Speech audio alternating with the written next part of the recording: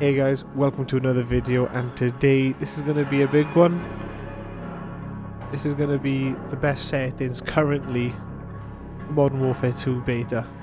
So we'll slap into our controller settings. I use a controller, I don't use a mouse and keyboard, so I'm not going to cover mouse and keyboard. But currently I use a SCUF.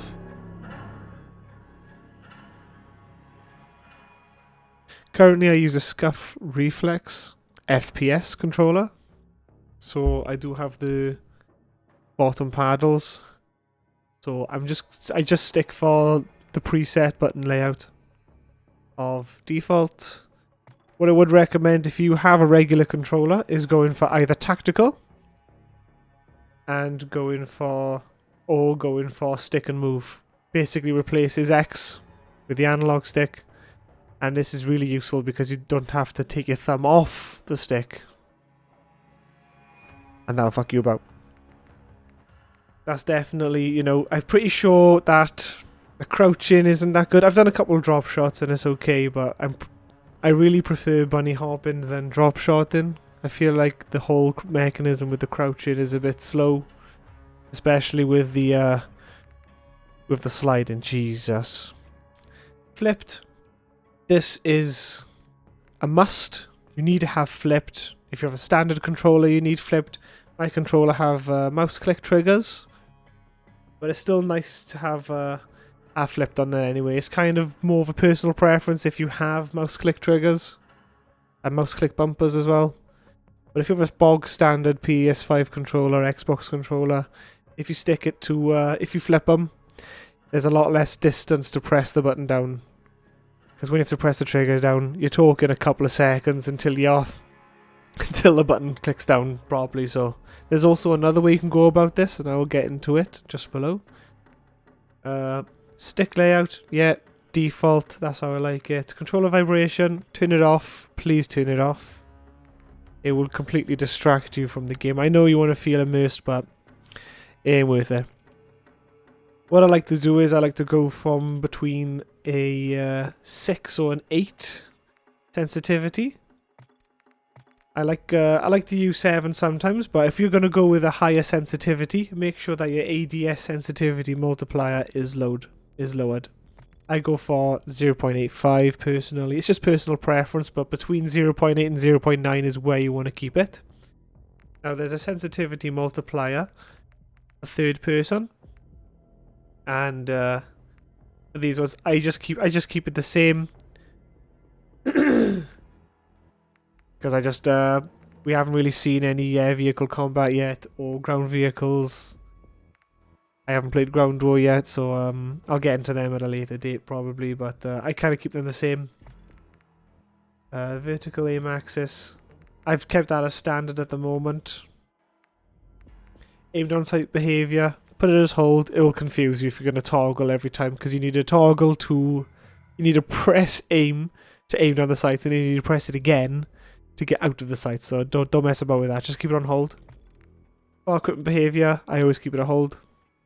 That's what I like to do. Automatic tactical sprint is a must, but because the audio of the footsteps is cracked at the moment, where you can hear people fucking miles away and you know exactly where they are. They know their fucking IP address by their footsteps.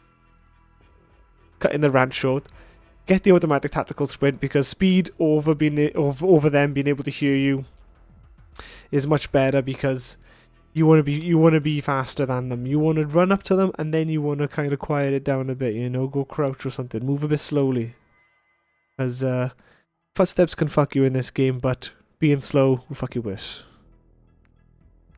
Weapon mount activation, I've kept that as ADS, melee. Interact reload behavior, you want to put this to prioritize reload, because when it gets to Warzone 2.0 and you're going to be picking stuff off the ground, you kind of want to tap to pick them up. You don't want to hold the button down to pick them up, because that's going to waste so much of your time. But make sure your weapon's reloaded, otherwise it will prioritize reload. But that's how I find is the most convenient mode to use, and I wouldn't suggest using anything else. Armor plate, don't put it to apply one, apply all. We kind of know that from the standard of Warzone. And now let's get into the advanced settings. So aim assist type, I've kept it as default. I know some people use focusing, and there's a new one called Black Ops. I'm going to try that one out at a later date. But so far, the aim assist that I've used as default, it's been great. Hasn't been not bad at all. Keep the response type curve as standard until...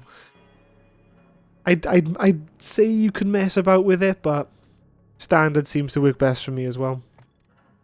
Now, ADS sensitivity multiplier, that's when you're focusing down with the sniper rifle. I kind of put this down a bit down to between 0.7 and 0.8. That's just how I am when I'm focusing.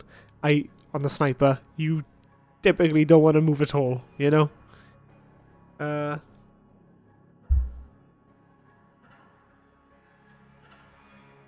Now we're going to get to the ADS sensitivity transition timing. Now this is where you choose at which moment the aim sensitivity changes when transitioning from hip fire to aiming down the sights. You kind of want this at instant. I don't like it how you kind of want it instant. You don't want to aim and then as you're trying to like flick between targets, your ADS slows down. You kind of want it to be a certain standard when you're aiming down the sights. You don't want no gradual fucking changes. Custom sensitivity per zoom. This is really important because I like my snipers to have a 1 sensitivity, and I like my close combat, like the aim dot sight and the low zooms, to be lower. Because when you're trying to use a sniper at a sensitivity of 0.8 or whatever, it slows it down too much. With a sniper, I like to be quite snappy with the sniper. Focusing the sniper will make it slower because I'm obviously pressing it to focus. So I don't want it to move. When I'm snapping between targets, you kind of want that. You kind of want that snappiness. You don't want any sort of slow down, because if you're a sniper and you kind of want to get about between targets, you want that to be quick. You don't want that to be slow, especially with how slow the aim down sight speed is of the sniper in the game. It's only level 1 and you can't level it up, so there's no attachments that would change these circumstances. So at the moment, instead of getting out of the aim and getting back into the aim with that dreadful aim down sight speed, it's much better to snap between targets. In between these two, I kind of just keep 2 times or 3 times zooms. I'll keep it all to 0.85, but the high zoom, which is the sniper, and maybe the 8x 9x zoom, I'd keep that one. I'd keep the same. So the dead zones, this is really important with the dead zones. This is, I will tell you, it's personal preference, but because my controller is quite new, I've set them all to 0.01, and I haven't noticed any stick drift. What I do recommend doing is setting them all to 0, and then seeing where your controller moves. Kind of just put the controller on a table and see what happens. See if it moves up or down. That's what I recommend doing, and then you can obviously you can adjust it then, depending on where your controller moves. Everyone's controller is going to be different. Some controllers are going to be more worn than others. Some people have probably just got a brand new controller and they're wondering what the hell stick, dead zones are. But yeah, I'd put it at 0.01. If you want, put them all, put these to 0. Put these to 0 and then see if it moves.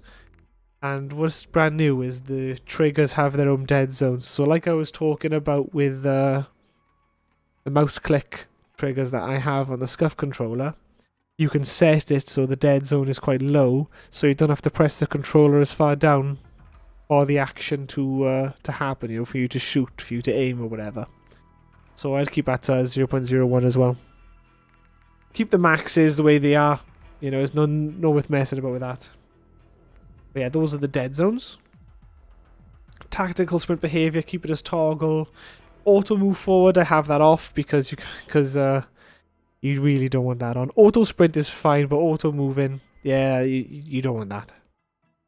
Tactical sprint behavior, I've kept it as double tap, but because we have automatic tactical sprint, it will do it for us. So we don't need to worry about that one. The grounded mantle, just keep that on. Automatic airborne mantle, partial. Some of these things are going to be more changeable when you get into Warzone. Yeah, guys, that is the settings I have for my controller. I hope you enjoyed this video, and leave a like if you want to see more content like this. In a bit.